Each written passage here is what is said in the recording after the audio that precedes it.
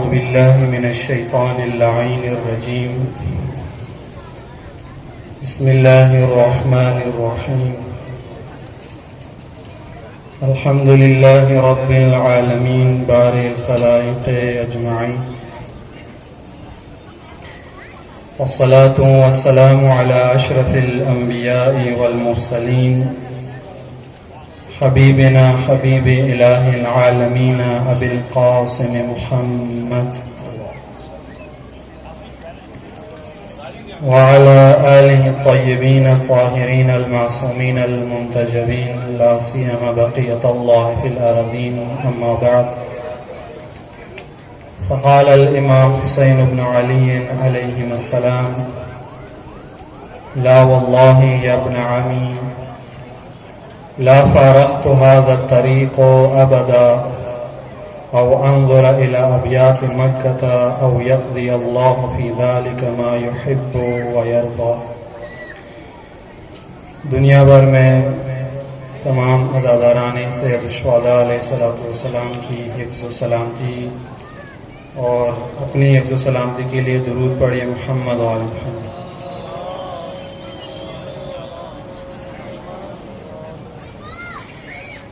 قیام مقدس سید الشہداء علیہ السلام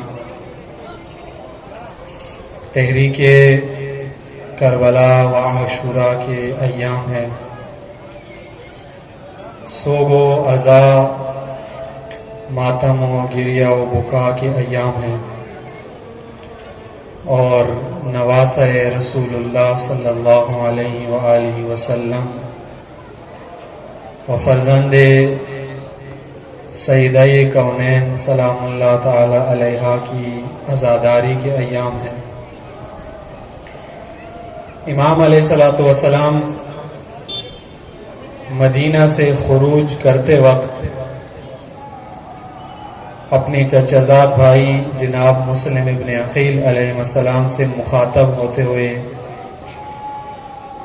ایک خطبہ امام نے ارشاد فرمایا ہے،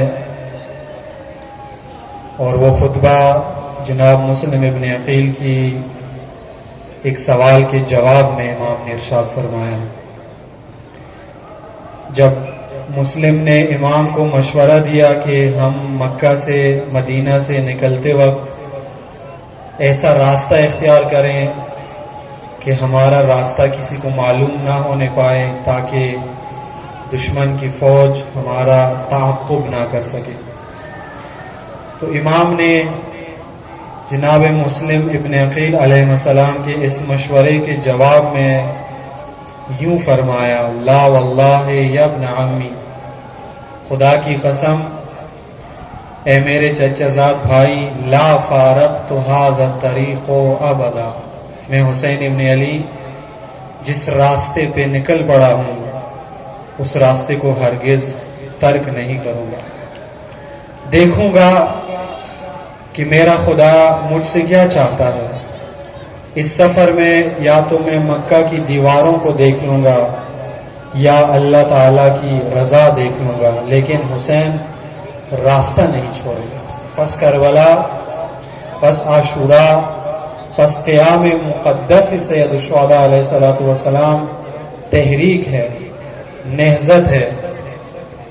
کربلا کے حوالے سے مصنفین نے، شعراء نے، علماء نے، مفسرین نے، خطباء اور ذاکرین نے بہت سارے نظریے پیش کیے ہیں.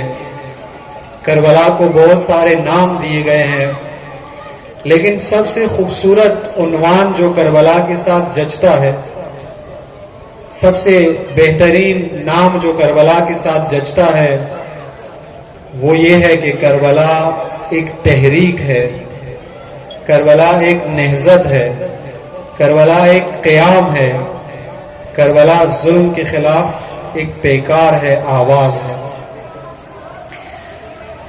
اس کے علاوہ بہت ہی برجستہ اور کربلا شناس عالم دین استاد شہید مرتضیٰ مطہری رضوان اللہ تعالی علیہ نے کربلا کو ایک اور خوبصورت نام بھی دیا ہے، اور ان بزرگوار کی کتاب بھی موجود ہے، اردو میں بھی ہے، حماسہ حسینی کے نام سے. اردو میں بھی ہے, آپ مطالعہ کر سکتے ہیں. انہوں نے کربلا کو جو نام دیا ہے, شہید مطہری فرماتے ہیں کہ اگر کربلا کی جنگ کو دیکھا جائے, اگر امام حسین علیہ السلام کا یہ دورانیہ جو مدینہ سے کربلا تک جاری رہا, اگر اس کو دیکھا جائے تو شہید مطہری فرماتے ہیں کہ کربلا ایک ہماسہ ہے. ہماسے سے مراد ایسا قیام, ایسی تحریک جس کے اندر بیک وقت بہت ساری خوبیاں جمع ہو جائے, بہت ساری اعلیٰ اور مثبت صفات جمع ہو جائے, اس تحریک کو ہماسہ کہا جاتا ہے. دیکھتے ہیں آپ لوگ, بعض اوقات ایسے لوگ ہوتے ہیں جو علم میں بہت مقام رکھتے ہیں لیکن ان کے اندر شجاعت نہیں ہوتی. بعض لوگ ایسے ہوتے ہیں جو شجاع بہت ہوتے ہیں لیکن ان کے پاس سیاسی بصیرت نہیں ہوتی. کچھ لوگ ایسے ہوتے ہیں کہ جو جسامت کے لحاظ سے مضبوط ہوتے ہیں لیکن روحانی لحاظ سے کمزور ہوتے ہیں. انسان کو اللہ تعالیٰ نے بنایا ہی ایسے ہے کہ انسان ایک بعد میں ترقی کرتا ہے تو دوسرا بعد انسان کا بعض اوقات رہ جاتا ہے, یا زیادہ سے زیادہ کوئی انسان اگر بہت زیادہ شعبوں میں ترقی کرے, جس کو ہم اور آپ کہتے ہیں ہر فن مولا, تو ہر کام میں ماہر ہوتا ہے, آل راؤنڈر جس کو آپ کہتے ہیں, وہ انسان بھی ایک محدود تعداد میں صفات کا حامل ہوتا ہے. مثال کے طور پر شجاع بھی ہوگا, عالم بھی ہوگا, باتدبیر بھی ہوگا, متقی بھی ہوگا, لیکن ممکن ہے ان تمام کے ساتھ ساتھ اس کے پاس عقل نہ ہو, اس کے پاس سوچ سمجھ کی صلاحیت نہ ہو, سمجھ بوجھ نہ ہو اس کی, اور یہ کمزوری ہے اس کی.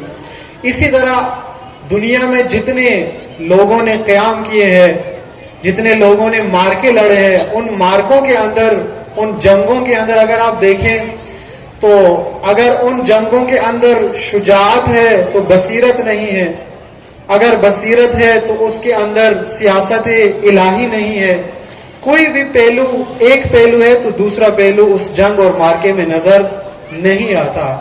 واحد قیام کربلا ہے, تنہا قیام سید الشہداء علیہ السلام ہے, تنہا تحریک عاشوراء ہے کہ جس کے اندر بیک وقت شجاعت بھی ہے, بصیرت بھی ہے, سیاست بھی ہے, تقوی بھی ہے, اور حیا بھی ہے, وقار بھی ہے, عزت بھی ہے, ظلم کے سامنے پیکار بھی موجود ہے.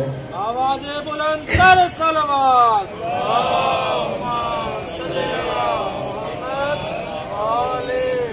بس کربلا ہماسہ ہے, ظلم کے خلاف تمام اعلیٰ صفات کا مجموعہ ہے کربلا, اور ہونا بھی چاہیے کربلا کو ہماسہ, اس وجہ سے کہ کربلا کے بانی حسین ابن علی ہیں.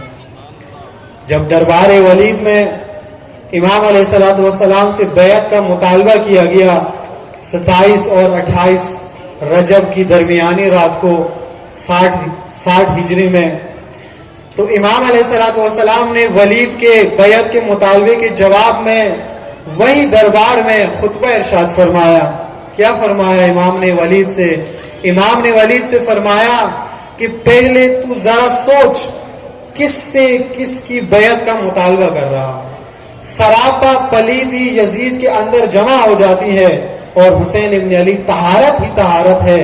یہ ہو ہی نہیں سکتا کہ حسین بیعت کرے اس انسان کی جو پلیدی ہی پلیدی. اور ساتھ امام نے فرمایا کہ میں حسین ابن علی یزید کی بیعت اس وجہ سے نہیں کر سکتا کہ میں حسین ذلت کے وادی میں کبھی وارد نہیں ہو سکتا. حسین جس خدا کا ماننے والا ہے وہ خدا حسین کو اجازت نہیں دیتا کہ ذلت قبول کر لے.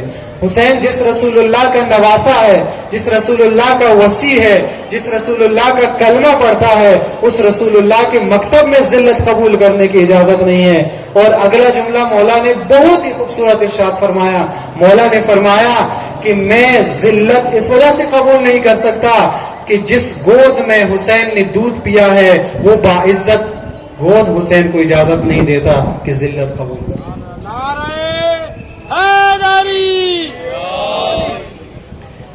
حسین کا خدا عزت والا خدا ہے.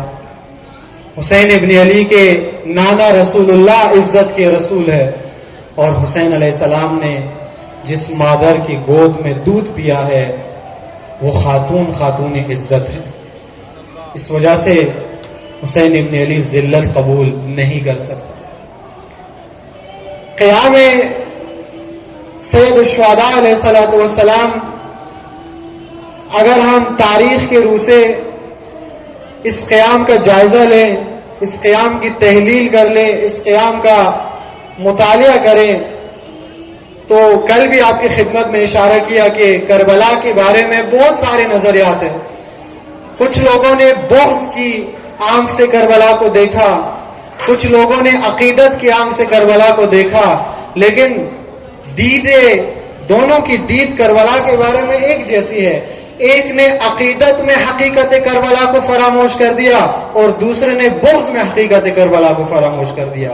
جبکہ کربلا ایک حقیقت ہے، کربلا ایک افسانہ نہیں ہے، کربلا ایک مجسم حقیقت ہے، ایک ایسی حقیقت ہے کہ جو انسان ہر چیز کا دنیا میں انکار کر سکتا ہے لیکن کربلا کا انکار کبھی بھی نہیں کر سکتا. آپ نے دیکھا اسی مملکت کے اندر، اسی ملک کے اندر، اسی شہر کے اندر کتنے ایسے مفتی تھے جنہوں نے کربلا کا انکار کیا. عزت، بہت بڑی عزت تھی ان کی، لیکن جب انہوں نے کربلا کا انکار کیا تو وقت کی یزید بن گئے. کربلا کا انکار، حقیقت کربلا سے اعراض کسی انسان کے بس کی بات نہیں ہے، مگر یہ کہ انسان بہت ہی بے ضمیر ہو جائے. قرآن کے فرمان کے مطابق ختم اللہ علی قلوبہم، انسان کے دل پر مہر لگ جائے جہالت کا، پھر اس انسان کو کوئی بھی ہدایت نہیں کر سکتا. ایسے لوگوں کے بارے میں اللہ تعالیٰ نے رسول اللہ کو بھی فرمایا ہے کہ آپ ان کے لیے جتنے بھی جتن کریں یہ ہدایت پانے والے نہیں ہیں. مگر حسین ابن علی کی تحریک، حسین ابن علی کا قیام اور کربلا کا مارکہ ایک حقیقت ہے، ایک قیام ہے، ایک تحریک ہے، ایک نہضت ہے. یہ تحریک، یہ کربلا کا قیام، یہ کربلا کی نہضت امام حسین علیہ السلام نے برپا کی. کس وجہ سے برپا کی؟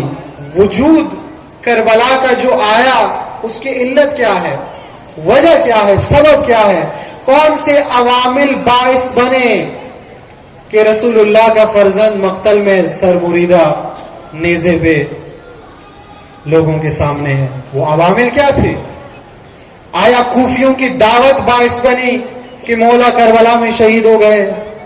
آیا یزید کے بیعت کا دباؤ باعث بنا کہ حسین ابن علی کربلا میں شہید ہو گئے؟ یا کچھ اور عوامل تھے، یا کوئی اور وجہ تھی؟ اگر دیکھیں، اگر ہم قرآن پڑھیں، اگر ہم انبیاء علیہ السلام کی سیرت کا مطالعہ کریں کہ نہیں کرتے ہم، اگر ہم قرآن کی تعلیمات سے اپنے آپ کو مستفید کریں تو ہمیں معلوم ہو جائے گا کہ حسین تنہا ہستی ہے روئے زمین پر جو آدم سے خاتم تک تمام انبیاء کے وارث قرار پائے. زیارت وارثہ میں آپ پڑھتے ہیں السلام علیکہ یا وارث آدم صفوت اللہ، یا وارث ابراہیم خلیل اللہ، یا وارث موسیٰ کلیم اللہ، یا وارث عیسیٰ روح اللہ. ہر نبی کی میراث کا وارث حسین ابن علی ہے. وہ انبیاء جن انبیاء نے طاغوت کے ساتھ، وقت کے فرعونوں کے ساتھ، وقت کی یزید کے ساتھ غیر الہی حکمرانوں کے مقابلے میں کلمہ حق پڑھا، حق کی آواز بلند کی، ان انبیاء میں سے قرآن نے ایک نبی کا تذکرہ سب سے زیادہ کیا ہے، وہ جناب حضرت موسیٰ علیہ السلام ہے. آپ نے پڑھا ہے قرآن میں سب سے زیادہ تذکرہ جناب موسیٰ علیہ السلام کا ہے. حضرت موسیٰ علیہ السلام نے فرعون کا انکار کیا، طاغوت کے ایوانوں کو للکارا. موسیٰ علیہ السلام کے اوپر کوئی دباؤ نہیں تھا. آپ موسیٰ علیہ السلام کی داستان قرآن میں پڑھیں، آپ کو کربلا سمجھ آئے گی. در حقیقت کربلا میں جو کچھ بھی امام حسین علیہ السلام نے انجام دیا یہ قرآن کی عملی تفسیر کی ہے امام حسین علیہ السلام نے. اگر کربلا کا تقوی مجسم دیکھنا چاہتے ہو، اگر قرآن کا تقوی مجسم دیکھنا چاہتے ہو تو عاشور کے دن امام حسین علیہ السلام کا تقوی دیکھو. اگر قرآن کی عبادت کو مجسم دیکھنا چاہتے ہو تو 72 کی شب عاشور عبادت کو کربلا میں دیکھو. تجسم قرآن کربلا میں آپ کو نظر آئے گا.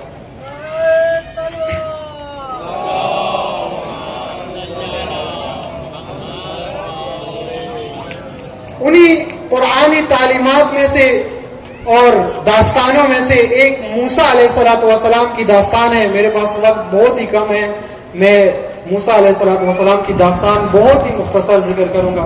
قرآن نے فرمایا کہ جب موسیٰ علیہ السلام کی ولادت ہوئی تو اللہ تعالیٰ نے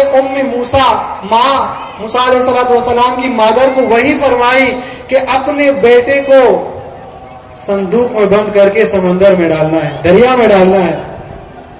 اور کتنی باعظمت ماں تھی موسیٰ علیہ السلام کی کہ اللہ کا فرمان آیا اور اس ماں نے بغیر کسی چوں چرا کے موسیٰ کو صندوق میں ڈال کے دریا میں ڈال دیا. یہ نہیں کہا کہ پروردگارا میرا بیٹا مارنا چاہتا ہے, مجھ سے بیٹا جدا کرنا چاہتا ہے. آج ہے نا حسین کی نام پر حسین کی مجلس میں آ کر مائیں اولاد مانگتی ہے, لیکن جب وقت آ جاتا ہے, جب بیٹا جوان ہو جاتا ہے, اس کو کسی طاغوت کی نوکری میں لگا دیتی ہے, اس کو کسی غیر الہی سلسلے میں لگا دیتی ہے, اس کو شیطانی سیاست میں مبتلا کر دیتی ہے. یہ مائیں قرآنی مائیں نہیں ہے. قرآنی ماں کون ہے؟ قرآنی ماں کی مثال جناب موسیٰ علیہ السلام کی ماں ہے کہ اللہ نے فرمایا نومولود بچہ گھر سے اٹھا کر دریا میں ڈالنا ہے. موسیٰ کی ماں نے خدا کی آواز کو لبے کہیں اور بغیر کسی ٹال مٹول کے فوراً موسیٰ کو دریا میں ڈال دیا. اور خدا نے بھی اپنا وعدہ وفا کیا, بعد میں موسیٰ کو سالم موسیٰ کی ماں تک پہنچا دیا. خدا نے متعال نے جب موسیٰ علیہ السلام دریا میں گئے, بچہ ہے ابھی, چلتے چلتے موسیٰ علیہ السلام فرعون کے دربار میں گئے اور موسیٰ کی جوانی فرعون کے دربار میں ہوئی ہے. موسیٰ بچپنے سے جوانی میں کہاں داخل ہو گئے؟ فرعون کے دربار میں. بہانہ بناتے ہیں نا ہم لوگ, ماحول خراب ہے, معاشرہ میں فساد ہے, کوئی بھی بندہ اسلامی نہیں ہے, ہم کیسے اپنے بچوں کی تربیت کریں؟ اگر موسیٰ فرعون کے دربار میں رہ کر, فساد کی جڑ میں رہ کر, اللہ کا نبی بن کر وقت کا متقی ترین انسان بن سکتا ہے, تو تم بھی اپنے ملک میں رہ کر حقیقی انسان مومن بن سکتے ہو. بہانہ نہیں چلے گا کہیں پر.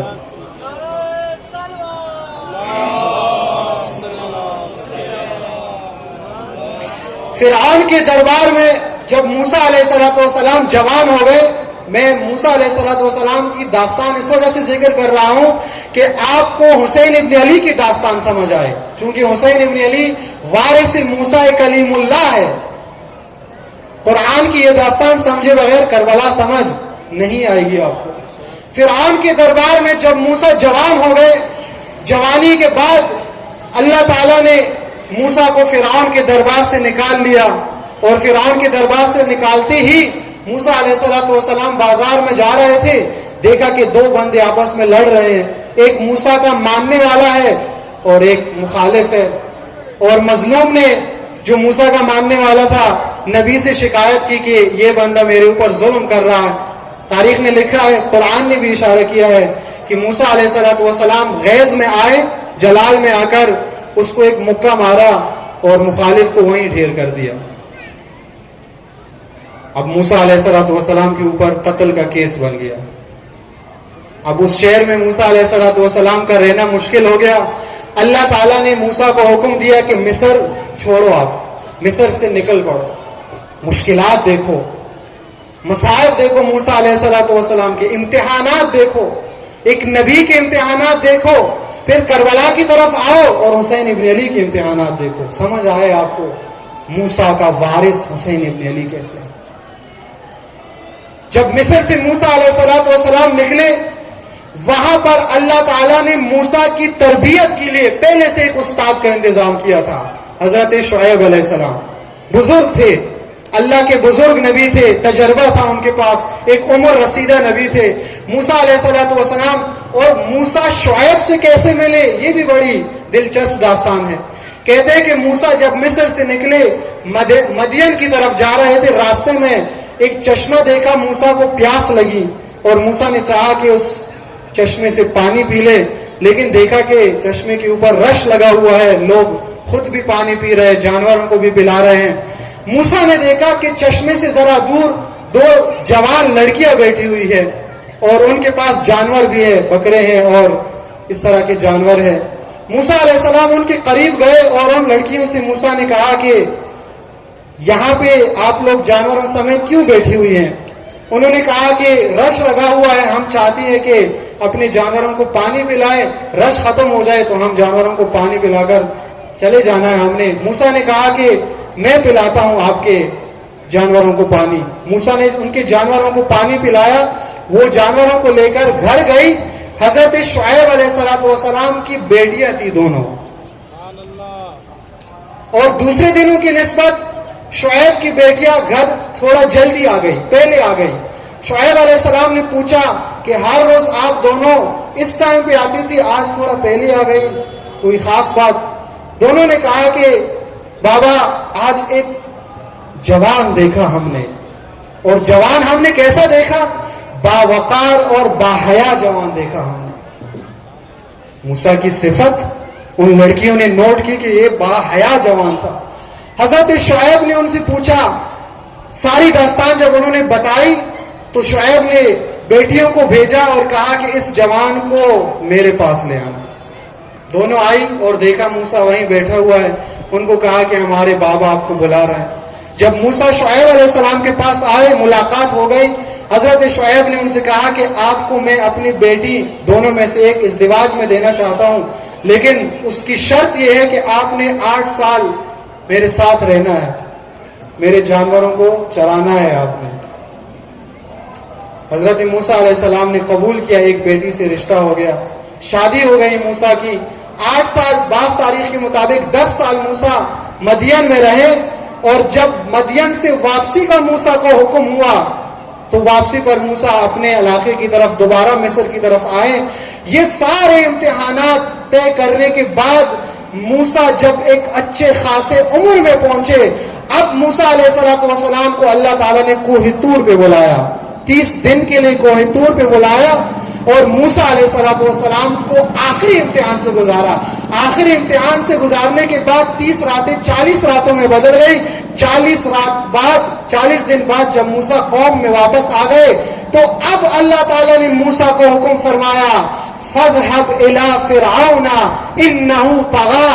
اب موسیٰ تیار ہو گیا ہے، اب موسیٰ مبارز بن گیا ہے، اب موسیٰ مجاہد بن گیا ہے، اب موسیٰ اللہ کا ناقابل تسخیر نبی بن گیا ہے۔ اے موسیٰ، یہ امتحانات، یہ گھر سے نکلنا، یہ فرعون کے دربار میں بڑا ہو جانا اور یہ شعیب کے پاس چلے جانا، یہ گھر سے دوری، یہ تمام امتحانات اس لیے تھے کہ آپ نے وقت کے مقتدر ترین حکمران فرعون کا مقابلہ کرنا ہے۔ اب موسیٰ کا حکم ہوا کہ چلے جانا اور فرعون کے دربار میں جا کر فرعون کا انکار کرنا ہے۔ آپ نے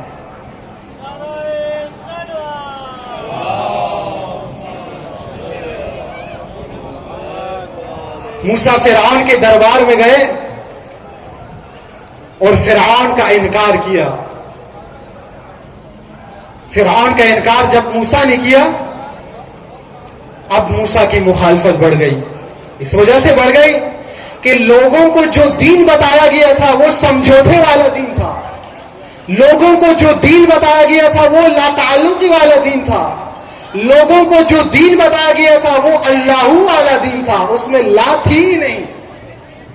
لیکن موسیٰ نے فرعون کے دربار میں کھڑے ہو کر فرعون کو لا کہہ دیا، نہیں کہہ دیا، انکار کر دیا۔ سارے لوگ مخالف ہو گئے، موسیٰ تنہا رہ گیا۔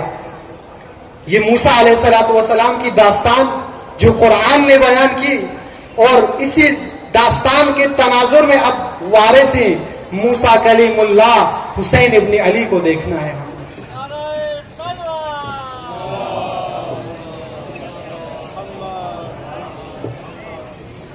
اب حسین ابن علی کا قیام دیکھے۔ بعض لوگ یہ سوال اٹھاتے ہیں کہ جب اصحاب رسول مدینہ کے اندر موجود یزید کے خلاف قیام نہیں کرتے، جب حج پہ موجود کعبہ کے گرد طواف کرنے والے بڑے بڑے حجاج یزید کے خلاف قیام نہیں کرتے، جب رسول اللہ کے گھرانے میں موجود بعض بزرگان یزید کی مخالفت نہیں کرتے تو حسین ابن علی کیوں مخالفت کرتے ہیں؟ یہ سوال ان ذہنوں میں پیدا ہوتا ہے جن کو حسین کی معرفت نہیں ہے، جن کو حسین کی شناخت نہیں ہے۔ یہ سوال اگر کسی کے دل میں اٹھتا ہے کہ سب بیعت کرتے ہیں، حسین کیوں بیعت نہیں کرتے، سوال الٹا پیدا ہو جانا چاہیے کہ جب رسول اللہ کا نواسا، جوانان جنت کے سردار، جن کے گھر میں اللہ کی وحی نازل ہوتی تھی، وہ حسین جب یزید کے بیعت سے انکار کرتا ہے تو دوسرے اصحاب کو، دوسرے حجاج کو، دوسرے حفاظ کو کیسے جرأت ہوتی ہے کہ وہ یزید کی بیعت کرتے ہیں؟ سوال تو یہ اٹھنا چاہیے۔ لیکن میں نے عرض کی آپ کی خدمت میں کہ جو دین حسین ابن علی بتاتا ہے وہ کوئی اور نہیں بتاتا۔ آج دیکھیں، آج حسین ابن علی کا یہی قیام، آج کربلا کی یہی تحریک، یہی عزاداری جس کو حسین ابن علی نے برپا ہی اس لیے کیا تھا کہ کسی بھی زمانے میں، کسی بھی ملک کے اندر، کسی بھی شہر کے اندر کوئی یزید برسر اقتدار نہ ہو۔ آج اسی عزاداری کے اندر کچھ ایسے بے ضمیر منبر تک پہنچ گئے جو لوگوں کو یہ کہتے ہیں کہ مجلس کے اندر حسینیت اور یزیدیت کے نعرے بھی نہ لگاؤ۔ تعجب ہے ایسے لوگوں پر، نیچے بیٹھنے والوں پہ تعجب ہے۔ بھائی جس مجلس میں یزیدیت مرد آباد کا نعرہ نہ ہو وہ کربلا کی مجلس ہو سکتی ہے؟ وہ حسین ابن علی کے عزاداری نہیں ہو سکتی۔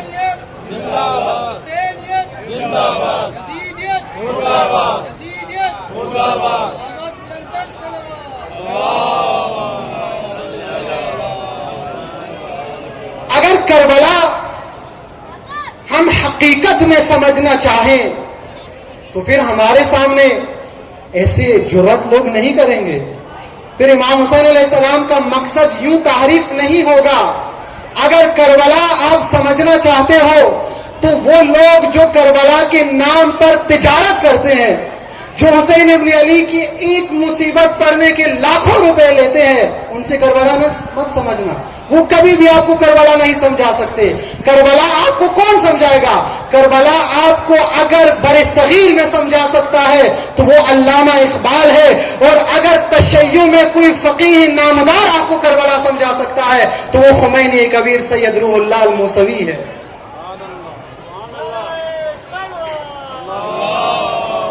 جو ایک مجلس کے 2-2 1.5 لاکھ 5 لاکھ روپے نہیں لیتے، جو مسائل فروش نہیں ہے، جو فضائل فروش نہیں ہے، جو کون لوگ ہیں؟ یہ وہ لوگ ہیں جو کربلا کا مقصد آگے پہنچانا چاہتے ہیں۔ علامہ اقبال کے بقول کے تیغ و سناؤ خنجر و شمشیر آرزوست، بامن میا کہ مسلک شبیر آرزوست۔ ہر شخص، ہر انسان، ہر خطیب، ہر بات کرنے والا منبر حسینی پر نہ آئے، اس وجہ سے کہ یہ خنجر و شمشیر و مصیبت و اذیت و ظلم کا راستہ ہے۔ یہاں مظالم آتے ہیں سامنے، یہاں حکمرانوں کا دباؤ آتا ہے سامنے، یہاں طاغوتیت کا دباؤ آپ کے سامنے آتا ہے۔ اگر آپ کے سینے کے اندر خدا نے یہ صلاحیت نہیں رکھی ہے کہ آپ یزیدیت کا دباؤ برداشت کر سکے تو آپ مجلس حسین کے منبر پر بیٹھنے کے لائق ہی نہیں ہیں، لائق نہیں ہے آپ کے۔ آپ نے دیکھا، آپ نے سنا ہے، آپ نے پڑھا ہے کہ جب یزید نے حلال رسول اللہ کو حرام کرنا شروع کر دیا اور حرام رسول اللہ کو حلال پیش کرنا شروع کر دیا تو مدینہ کے اندر سب خاموش ہو گئے، سب لا تعلق ہو گئے، سب اپنے نمازوں میں لگ گئے۔ کوئی مدینہ میں زیارت رسول میں بیٹھ گیا، کوئی کعبہ کے اندر بیٹھ گیا، کوئی یمن کے پہاڑوں میں چلا گیا، کوئی تجارت کے غرض سے بصرہ کی طرف نکل گیا۔ لیکن جس نے یزیدیت کے خلاف برملا اعلان کیا، نہ مدینہ میں گھر کے اندر، نہ مکہ میں، بلکہ مدینہ، مکہ، کربلا کے راستے پر، کوفہ کے اندر، اور حق تو یہ ہے کہ کربلا کے بعد حسین کی مظلوم بہن نے بھی یہ قیام کیا، وہ حسین ابن علی ہے جس نے کسی بھی صورت یزیدیت کے ساتھ سمجھوتا نہیں کیا، یزیدیت کو قبول نہیں کیا. اور حسین ابن علی نے اپنے بعد والوں کے لیے بھی یہی نعرہ لگایا کہ اگر آپ اپنے زمانے کے حسینی عزادار بننا چاہتے ہو تو اپنے وقت کی یزید کے خلاف قیام کرنا پڑے گا. تمہیں وقت کی یزید کے خلاف قیام کرنا پڑے گا. بیداری کی لہر ایجاد کرنی پڑے گی وقت کی یزیدیت کے خلاف. یہ عزاداری، یہ نہضت ہے بیداری کی، یہ عزاداری، یہ نہضت ہے لوگوں کو اجاگر کرنے کی، لوگوں کو اٹھانے کی. آج اس عزاداری میں، آج ان مجالس میں وقت کی یزیدیت کا انکار ہو، حسین ابن علی کا وہ جلوہ، حسین ابن علی کی وہ شجاعت، حسین ابن علی کی وہ مقاومت، حسین ابن علی کی وہ استقامت ان مجالس کے اندر جلوہ افروز ہو، نظر آئے دنیا کو کہ تشیع واحد مکتب ہے جو یزیدیت کو نابود کر سکتا ہے. آج دیکھا آپ نے دنیا میں اس وقت جتنا ظلم ہو رہا ہے، یہ ظلم تاریخ میں کبھی بھی نہیں ہوا، لیکن اس ظلم کے خلاف کسی کو بولنے کی جرأت ہے؟ کشمیر کے اندر وقت کے ابن زیاد مودی نے ظلم کی انتہا کر دی اور اسلامی ممالک کے سربراہ نے، کعبے کے متولیان نے ان کو امن کا نوبل انعام دے دیا. لیکن یہ تشیع کا رہبر تھا، یہ حسین ابن علی کا فرزند سید علی خامنائی تھا جنہوں نے اعلان کر دیا کہ اگر کشمیر کے اوپر ظلم کرے گا تو ہم ہندوستان کے مقابلے میں کھڑے ہو سکتے ہیں. کسی اور مسلمان میں جرأت نہیں تھی. وجہ کیا ہے؟ وجہ یہ ہے کہ جس قوم کے پاس کربلا نہ ہو وہ یزید اور ظالم کے خلاف قیام نہیں کر سکتی، وہ آواز نہیں اٹھا سکتی. یہ حسین ابن علی کا قیام ہے. اسی لیے امام حسین علیہ السلام نے مدینہ سے نکلتے وقت مسلم ابن عقیل سے فرمایا، لا فارقت هذا الطریق ابدا، میں حسین ابن علی مرتے دم تک، شہادت تک اس راستے کو چھوڑنے والا نہیں ہوں، اس راستے کو ترک کرنے والا نہیں ہوں. میں سب کچھ قربان کر سکتا ہوں لیکن یہ راستہ چھوڑنے کے لیے تیار نہیں. یہ کربلا، یہ عاشورہ، یہ حسین ابن علی کی تحریک، یہ ہمیں اور آپ کو بیدار کرنے کے لیے، یہ ہمیں اور آپ کو یزید کے خلاف اٹھانے کے لیے. کیونکہ زمانہ ایسا آتا ہے کہ کچھ لوگ دین ایسا پیش کرتے ہیں کہ جس دین سے یزیدیت کو خطرہ نہیں ہوتا. آپ کو معلوم ہے کہ بعد از ریلت رسول اللہ امیر شام کے توسط سے بنو امیہ کے حکمرانوں نے کتنے سالوں تک، ایک صدی نسبتاً انہوں نے کیا کیا؟ جعلی حدیثوں کی فیکٹریاں لگائی، کرائے کے خطیب بنا لیے، کرائے کے شعراء بنا لیے، کرائے کے مصنفین بنا لیے. اور ان کا کام کیا تھا؟ ان کا کام یہ تھا کہ جو دین رسول اللہ نے پیش کیا ہے اس دین کو لوگوں کی زندگیوں سے نکالنا ہے اور بنو امیہ کا دین لوگوں کے اندر ڈالنا ہے. اور انہوں نے بڑا کام کیا اس کے اوپر. آج یہ تفکر جو ہمارے اندر پایا جاتا ہے کہ حکومت کرنا امام کا کام نہیں ہے، یہ بنو امیہ کا تفکر ہے. اس وجہ سے کہ اگر امام حکومت کرنے کے لیے آیا ہے تو پھر بنو امیہ کے لیے کیا بچے گا؟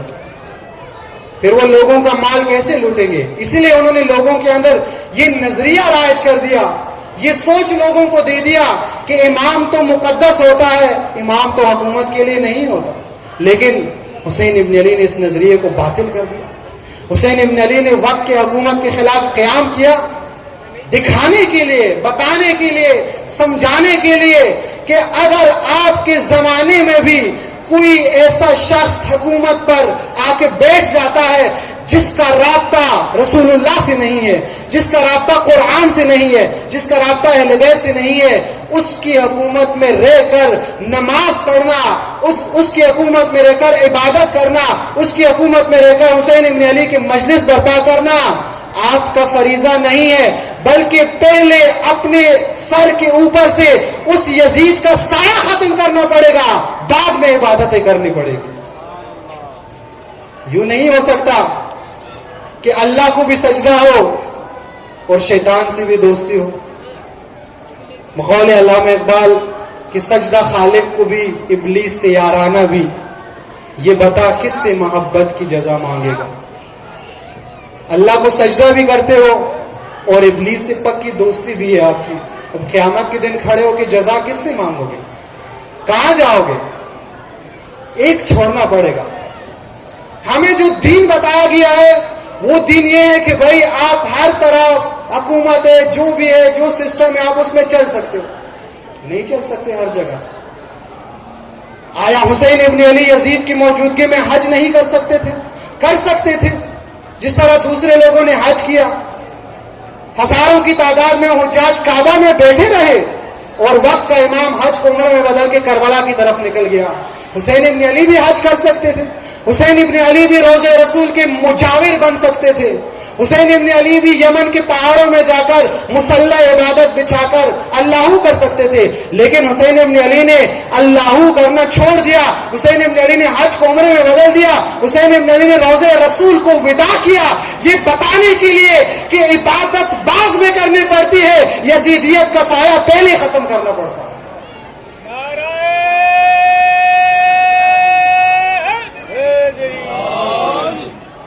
پہلے یزیدیت کا سایہ ختم کرنا پڑتا ہے، لوگوں کو بیدار کرنا پڑتا ہے، لوگوں کو خواب غفلت سے جگانا پڑتا ہے، اور لوگوں کو لا تعلقی سے نکال کر ہر مسئلے سے متعلق بنانا پڑتا ہے۔ آج مملکت پاکستان کے اندر انتشار ہے، تفرقہ ہے، پستی ہے، ذلت ہے، دوسرے قوموں کی غلامی ہے۔ اس تمام تر نقصانات کا ذمہ دار کون ہے؟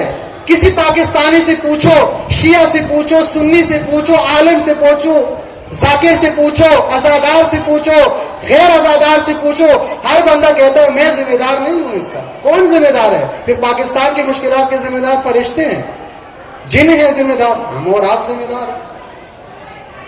جن لوگوں کے سامنے رسول اللہ کا نواسا کربلا کی صحرا میں تنی تنہا قتل کر دیا گیا، وہ لوگ ذمہ دار نہیں ہیں۔ ہم سمجھتے ہیں کہ صرف شمر، عمر سعد و خولی لعنت اللہ علیہم اجمعین قاتلین حسین ہے، بات یہاں تک نہیں ہے، بات بہت آگے جاتی ہے۔ جن لوگوں نے مسلم ابن عقیل کو کوفہ بلا کر مسلم کے ہاتھ پر بیعت نہیں کی اس وجہ سے کہ غیر معصوم کے بیعت نہیں کرتے، یہ شمر کے ساتھ حسین کا قاتل ہے۔ یہ بے ضمیر مسلمان، یہ بے ضمیر نمازی، یہ بے ضمیر حاجی، یہ بھی حسین ابن علی کا قاتل ہے، اس وجہ سے کہ اگر یہ کوفہ میں سفیر حسین کو تنہا نہ چھوڑتا تو حسین کربلا نہ جاتے، حسین تنہا نہ رہ جاتے۔ اسی لیے ہم ذمہ دار ہیں ہر چیز کے۔ اگر آج 1200 سال بعد بھی دنیا کے اندر حسین کے فرزند کا ظہور نہیں ہو رہا، میں ذمہ دار ہوں، آپ ذمہ دار ہیں۔ قیامت کے دن جواب دینا ہے ہم اور آپ نے۔ کیا سمجھتے ہو آپ؟ امام جو دنیا میں آتا ہے کس لیے آتا ہے؟ امام آتا ہے لوگوں کے اوپر امامت کرنے کے لیے۔ امام کس لیے آتا ہے؟ لوگوں کے اوپر امامت کے لیے۔ پھر سوال پیدا ہوتا ہے کہ 1200 سال سے پردہ غیبت میں کیوں ہے؟ لوگوں کے درمیان کیوں نہیں آتے؟ حج امام کے بغیر ہے، عاشوراء امام کے بغیر ہے، 40 امام کے بغیر ہے، آپ کا ہر کام امام کے بغیر ہے۔ وجہ، سبب، علت، امت کی غفلت، مسلمانوں کی لا تعلقی، یہ اپنے آپ کو امام کی غیبت کا ذمہ دار ہی نہیں سمجھتے۔ فلسفہ غیبت امام کیا ہے؟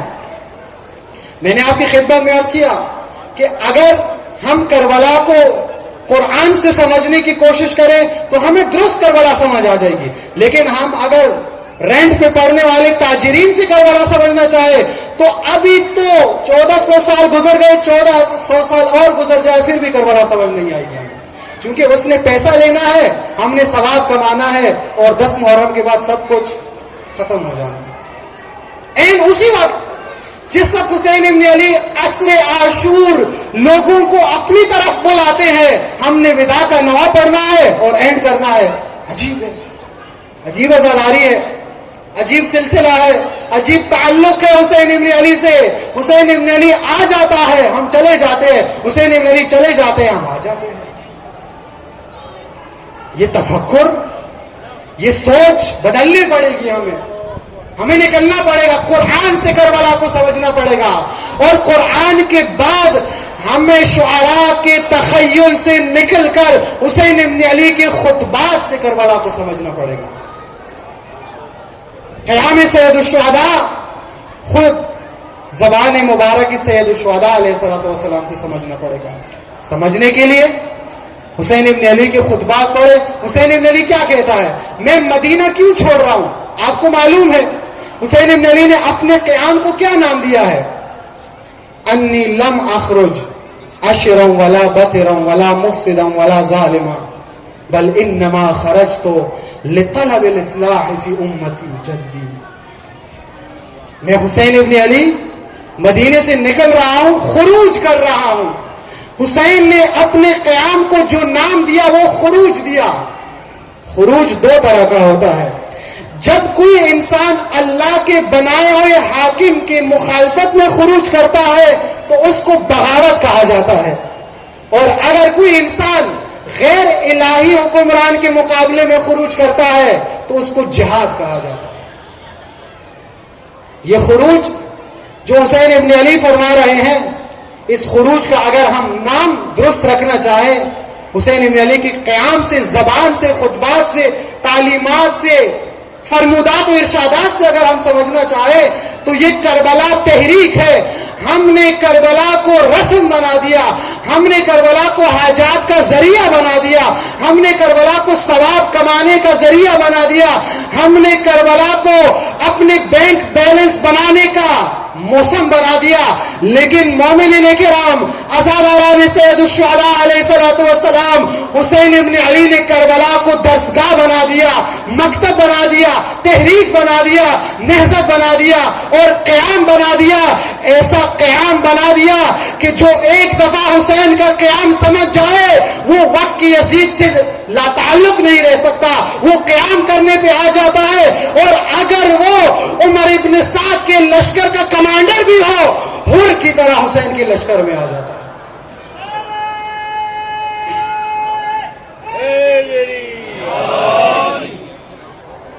اور اس قیام کے لیے شہر اور گھر اور وطن بھی چھوڑنا پڑتا ہے. کون ہے جس نے کربلا سے پہلے بھی کربلا کو سمجھ لیا؟ معلوم ہے نا آپ لوگ, مسلم ابن عقیل کوفہ میں گئے,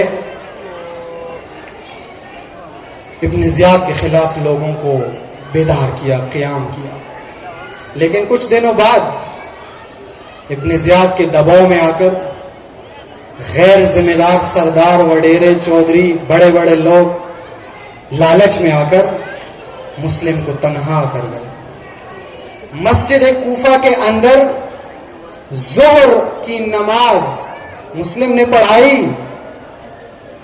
اسی مسجد میں اسی دن جب مغرب کی نماز مسلم نے عقیل نے پڑھائی, تاریخ نے لکھا ہے کہ 3 افراد نے مسلم کے پیچھے نماز پڑھی اسی مسجد میں اسی دن. اور تعجب کریں گے آپ, اسی نماز مغرب کے بعد عشاء کی نماز میں مسلم نقیل مسجد میں نہیں آ سکے, ابن زیاد نے نماز پڑھا. اللہ اکبر. تنہا رہ گئے. مسجد سے باہر نکل کر مسلم غریب ہے, اجنبی ہے, مسافر ہے, کوفہ کی گلیوں کا مسلم کو معلوم نہیں ہے. چلتے چلتے ایک دروازے کے باہر بیٹھ گئے. درود پڑھیں گے.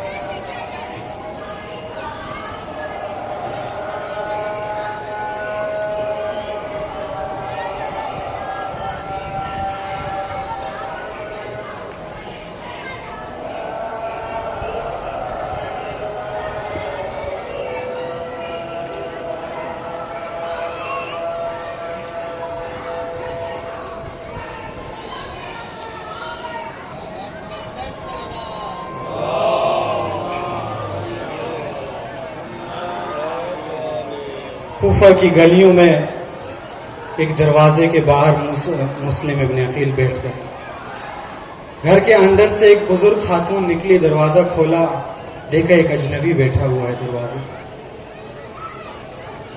دروازہ بند کر کے اندر گئی, دوسری دفعہ باہر آئی. مسلم سے کہتی ہیں اے شخص, کوفہ کے حالات ٹھیک نہیں ہیں, میرے گھر کے دروازے سے دور چلے جاؤ, کہیں اور بیٹھ جاؤ.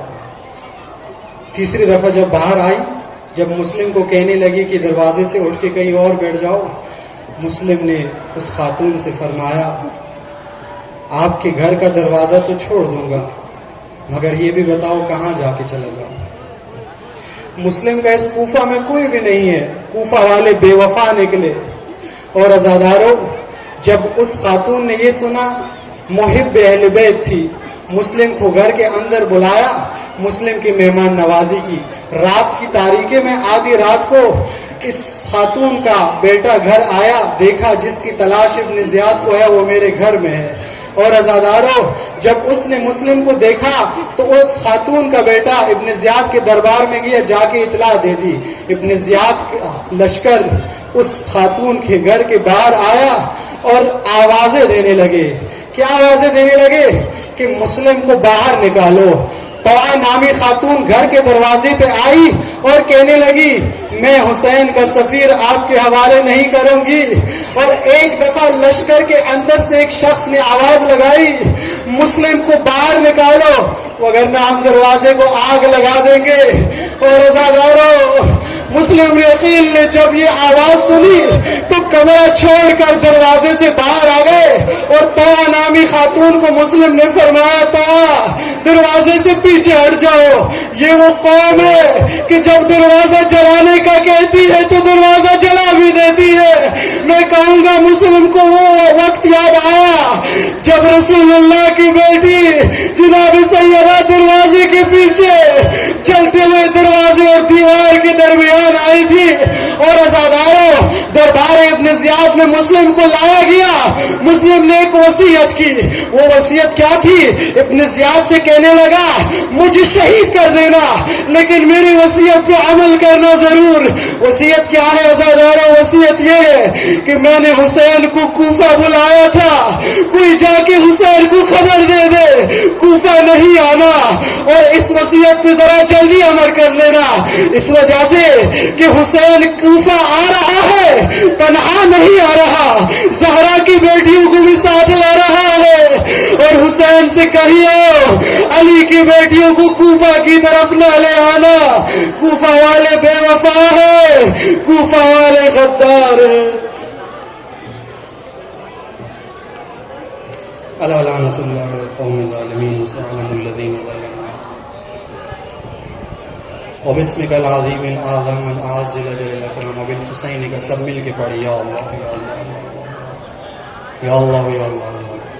پروردگار بحق محمد و آل محمد بحق ائمہ اطہار علیہ السلام, بحق سید الشہداء علیہ الصلوۃ والسلام, ہماری یہ عبادت, یہ عزا و بکا, یہ مرثیہ, یہ نوحہ, یہ عبادت اپنی بارگاہ عظیم میں قبول و مقبول فرما. پروردگار مومنین و مومنات کے اخلاص و خلوص کو شرف قبولیت عطا فرما. پروردگار دنیا بھر میں مصروف عمل عزاداران سید الشہداء کی حفاظت فرما, ہمارے محمد کے ساتھ محشور فرما. آپ تمام اپنے اپنے حاجات کی برآوردگی کے لیے امام زمانہ کے زور میں تعجیل کے لیے مل کر بآواز بلند درود پڑھیں.